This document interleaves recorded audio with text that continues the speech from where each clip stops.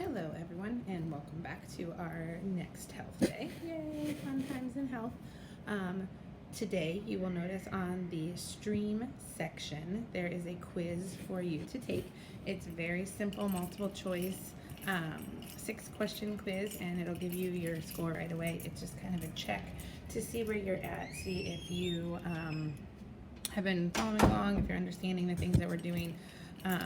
It just covers a couple quick topics of things that we've already gone over. So it'll give you your score right away and let you know how you did and where you're at, and if you need to brush up on some of the notes or get some of the notes still in your notebook from our first couple of sections.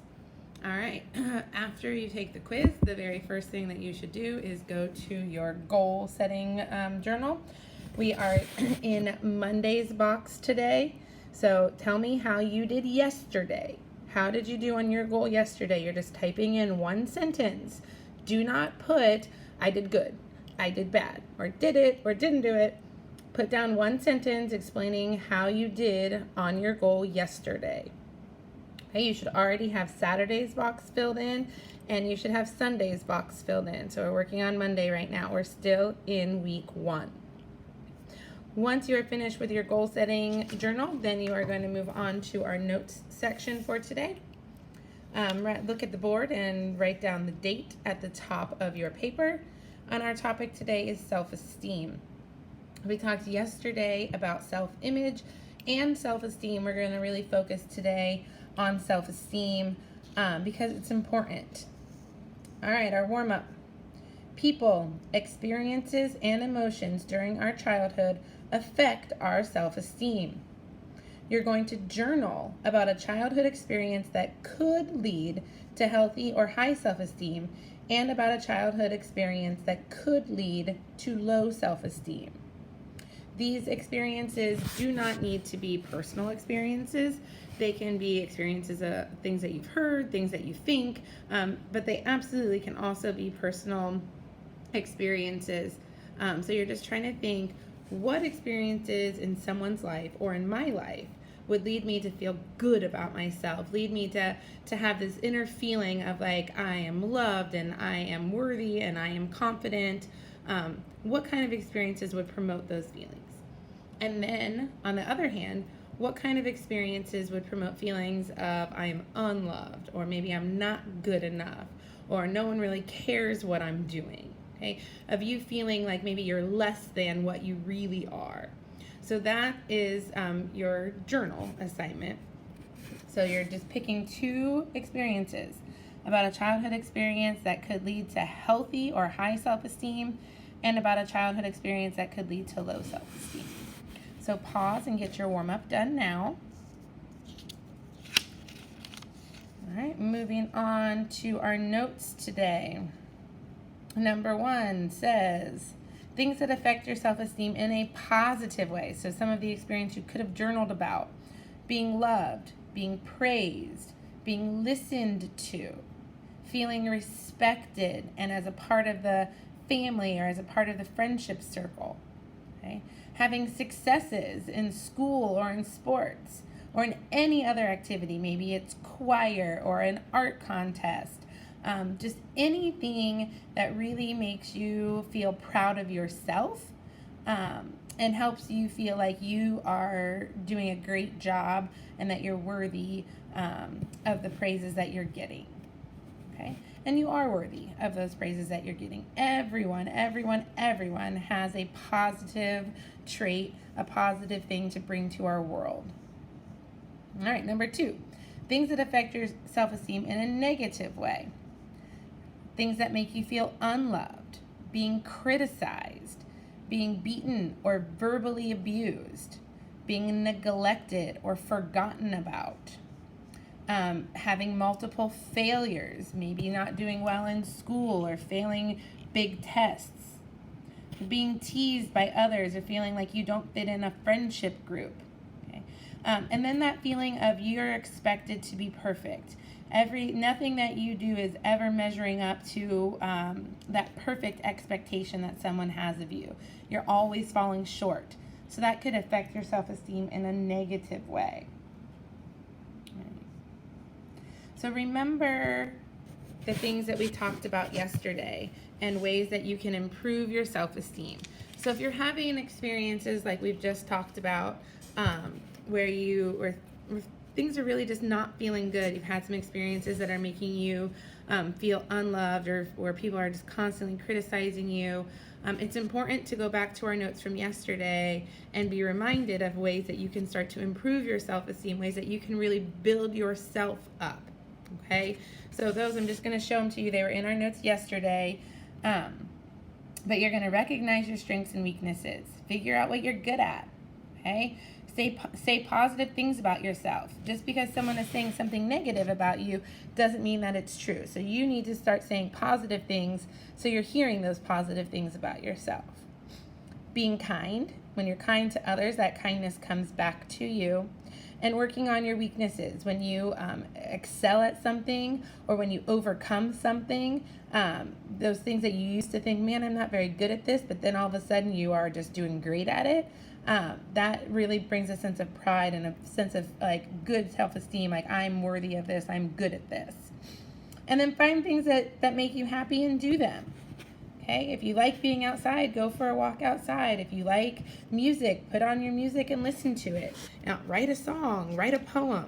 Okay, really find those things that you enjoy and do them, and try to do them with others. Find other people that share your passion, because that helps build strong relationships with other people and strong friendships. So those are really important things to do if you're starting to feel a little bit of that negative self-esteem coming in, or you're starting to experience some things that are causing you to have some negative self-esteem issues. All right, behind self-esteem is the emotions, and there are 6 major emotions that people feel every day. Maybe not all of them every single day, but that they are commonly felt throughout your lifetime. So what an emotion is, the definition: feelings or reactions to a situation that can affect your body or mind. Okay, so that's what an emotion is: a feeling or reaction to any situation that can affect your body or mind.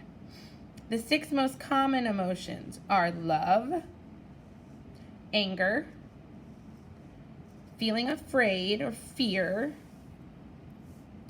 guilty, happy, and sad.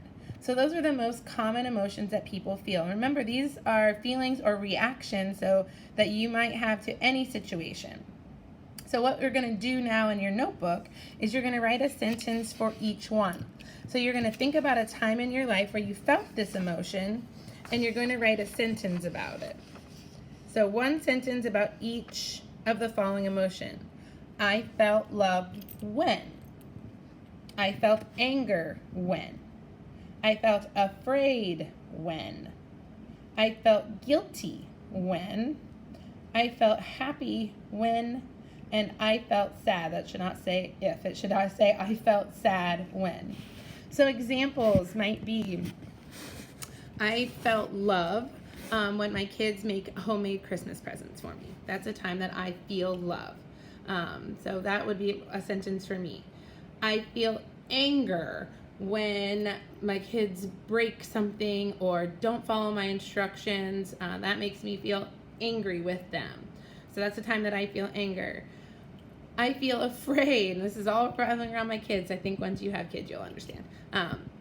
But I feel afraid when my child is spending the night at someone's house, or I don't know exactly where they are, exactly what they're doing, because they're with a friend or they're with my parents or my husband's parents. That makes me nervous sometimes, not having all that parent supervision and not knowing exactly where they're at and exactly what they're doing. So that can make me feel afraid. And sometimes I feel nervous or afraid for them if they have a big event, a big competition or a big sporting event.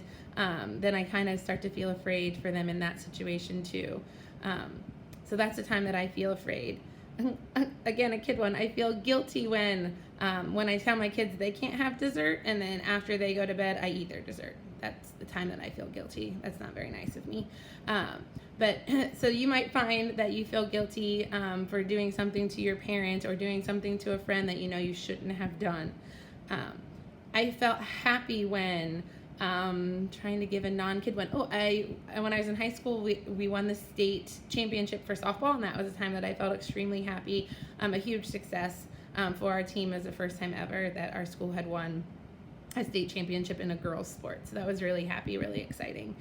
A time that I felt sad, just recently, our puppy, not a puppy, he was an old dog, but he passed away. He's in doggy heaven now. So that was a time that I felt very, very sad. So the passing of a loved one could be a time that you felt sad, or just a time that you felt left out or not included in a situation. My daughter came home the other day, and it didn't happen to her, but one of her friends didn't get asked to eat lunch with another good friend, and that made her feel very sad. So she felt excluded and very upset by this situation. So that could be a time where you are feeling sad. So one sentence for each of the emotions needs to go in your notebook, in your notes section. So just one sentence about each one of the following emotions. Then we have our wrap-up questions today. They're to be completed. We don't have that page numbers in our notebook this year. I didn't do that, so don't worry about that. All right. What are 3 things that can have a positive effect on a person's self-esteem? What are 3 things that can have a negative effect on a person's self-esteem? And we talked about those earlier in the notes. Those childhood experiences where you're feeling loved, or maybe where you're feeling criticized. So just thinking of some events or some things. If you're having a hard time, make sure that you ask, and I will help you with that. What are the 6 emotions that we all experience from time to time throughout our lives? Well, they are right above, so those are them right there. Those are the 6 emotions, and those will be on your test, so you do need to know those. And then how can your emotions affect your health? So when you think back to the definition of emotions, feelings or reactions to a situation that can affect your body or mind. So how does that affect your mental health or your social health? Like, how does getting really angry with someone affect your social health? How does a feeling of fear affect your mental health and how you're feeling because you're so afraid of something? So think about those emotions, that feeling of love or that feeling of sadness, and how those things can affect not only your social health, but your mental health, and sometimes even your physical health. So how do emotions play a role in affecting the 3 sides of your health triangle? After you're finished with the wrap-up questions, if you haven't finished any of our assignments, because I am in the process of grading them and getting those into Skyward, you need to get those completed. So if you didn't finish yesterday's, especially the questions, that was probably the hardest part to get done. After you've highlighted your numbers, then go back and answer. I think there's 5 questions on the bottom part of the Learning About Myself activity from yesterday. So go back and get that done. If you do finish everything, you can do one of 2 things. I have an extra credit self-esteem poem that you can work on. It's just a paper that I'll give you that you can fill out right now and turn in. Or you can start working on your extension project that you have chosen to work on. If you have questions, raise your hand and let me know. And have a wonderful day.